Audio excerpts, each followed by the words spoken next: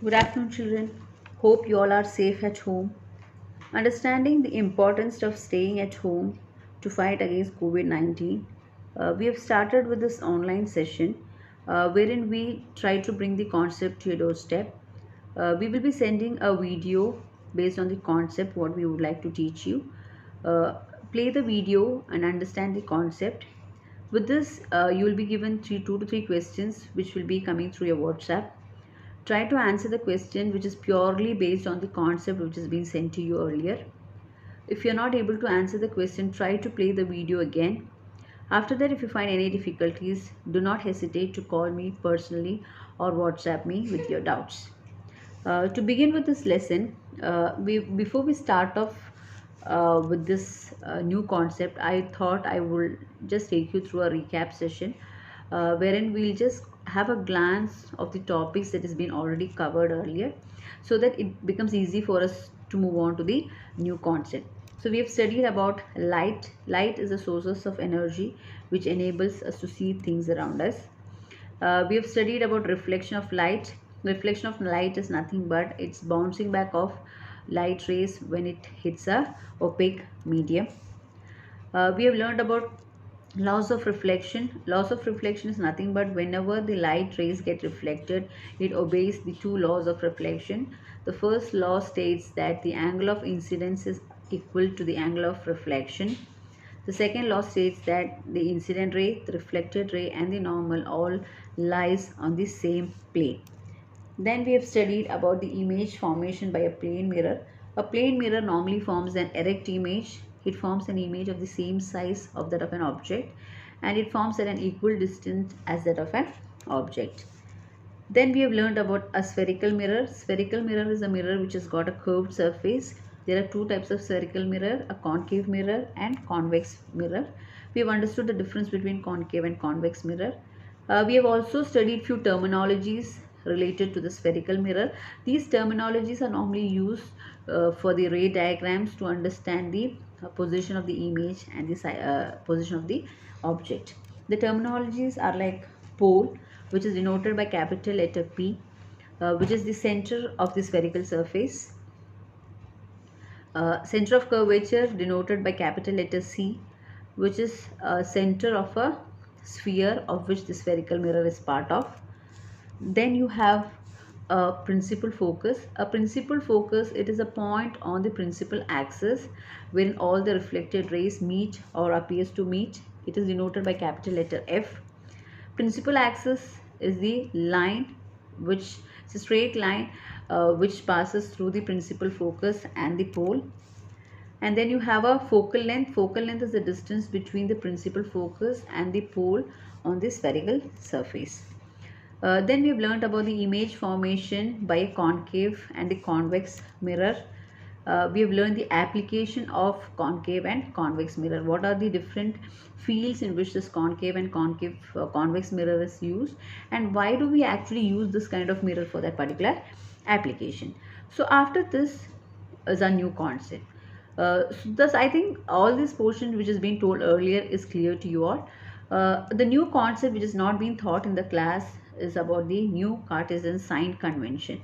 So sign convention is nothing but we have learned through a ray diagrams that an object is at certain distance, image is formed somewhere else. So now whenever I have to say the position of these object and the image, I normally say in terms of distance. So the measure of the distance should have some convention, right? From where is it measured, from which place to what distance it is.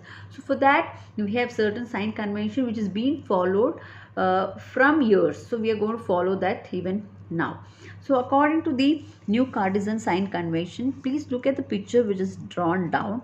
The first sign convention states that the pole is taken as an origin. So can you see in the picture the representation of P, which is the center of the reflecting surface? So any distance if I have to measure, I take this as an origin. Taking this as an origin, I say from pole at this distance, or from pole it is towards right, left, or whatever it is. So that is normally taken as an origin. The second states that the distance to the right of the origin is taken as positive. So there is a green color, that's a reflecting surface. Anything towards the right of that particular surface is taken as positive. That distance is taken as positive. Distance to the left of the origin is always taken as negative. Distance above the principal axis is taken as a positive. You can see a pink arrowhead which goes above the principal axis. So anything which is measured from above the principal axis is taken as positive, and distance below the principal axis is taken as negative. So this is the new Cartesian sign convention, which states that any distance of the image or the object, whenever I look into a ray diagram, I trace or find out the image distance and the object distance. So how do I actually say in terms of a sign convention is, this is the rules that we follow for it. So the pole or the center of the spherical surface, which is denoted by the capital P, is taken as the origin. So I always talk any distance in terms of this particular pole. So that's the first thing. Second thing is distance to the right of the origin, that is from the origin, that is a pole, whatever comes to the right is taken as positive, and the distance towards the left of this particular pole is taken as negative. Distance above the principal axis is taken as positive, and the distance below the principal axis is taken as negative. This is clearly shown in the picture. So whenever I say there is an image formed towards the right or left, I always tell in terms of sign convention. So why is the sign convention important is like when we have lot of numericals which we normally solve, because from the ray diagrams we have taken different position of the object at different level, and we have actually through the ray diagram tried to locate where is the image formed. So you will have lot of numericals based on it, wherein you will have details about the distance of the object is this much from this plane mirror. Try to find out at what distance is an image formed. So for all these we'll have to apply the sign convention which follows with this distance. Okay, so now we have moving to the next concept. We have something called as a mirror formula, which is normally used to know the distance of the image form, the type, size, everything can be easily understood by this image formation. This formula actually relates three things, that is your object distance, the image distance, and the focal length. So object distance, as we know, it is a distance where the object is from the pole, and V is the image distance, that is the distance from the pole where is the image formed, and focal length is the distance between your principal focus and the pole. And there is one formula which relates all these three, that is your object distance, which is denoted by U, the image distance, which is denoted by V, and the focal length F. And that relationship is given by 1 by U is plus 1 by V is equal to 1 by F. And this is also called as the mirror formula for the spherical mirror, wherein U is the object distance, that is from pole to what distance is the object placed, that is denoted by U. Next is your V, which is the image distance, that is from pole at what distance is the image formed, that is denoted by V. And you have a focal length, which actually is the distance between your principal focus and your pole. So this is an important formula which is normally required for your all your calculation of the image and the object. So for a convex mirror and a concave mirror, if you know what you have studied in the earlier classes, this is a diagram which represents the principal focus in both the cases. The first one is your concave mirror, which is a converging mirror. You can see all the reflected rays meeting at a point. Second diagram is of a convex mirror, wherein all the rays, it's actually a divergent mirror, so it's been extrapolated and made to meet at one particular point. So that is being given by a dotted line. So what happens in case of a convex mirror, the distance of an object, both the cases, if it's a concave mirror or a convex mirror, the object is normally kept towards your left, right? So when you keep anything towards your left, what happens?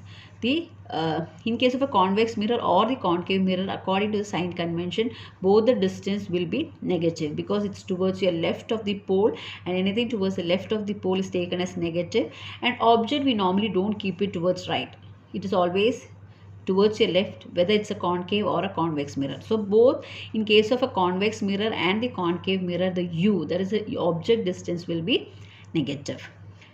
And in case of an image distance, in case of a convex mirror, it is positive. Why? Because in case of a convex mirror, both the images are formed towards your right of the mirror. That you can just recall from the ray diagram which has been drawn earlier. We have tried to trace the location of an image using a ray diagram in case of a convex mirror. In both the cases, the image is formed towards your right. So right, anything towards the right of the pole is taken as positive. But in case of a concave mirror, we have few cases wherein the image was formed towards your left, and there are some cases the image is formed towards right, depending on the position of the object. So it can be positive or negative in case of a concave mirror. And what about the focal length? Focal length, as so the image distance for a convex mirror is positive, and for a concave mirror it can be positive or negative. It's because in case of a convex mirror, the image distance is always formed towards your right. But in case of a concave mirror, you have your image towards your right and left, depending on the position of the object. So it can be positive or negative. And in case of a focal length, if you see, in case of a convex mirror, it is positive, because in case of a convex mirror, the second picture, you see the principal focus towards the right of the mirror, and anything towards the right, it shows it is positive. So in case of a convex mirror, the f is positive.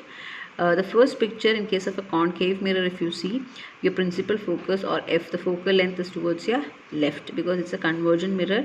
You see all the reflected ray meeting at a point on the principal axis, the left side of the mirror. So if that is the case, what happens? In case of a concave mirror, the f is negative.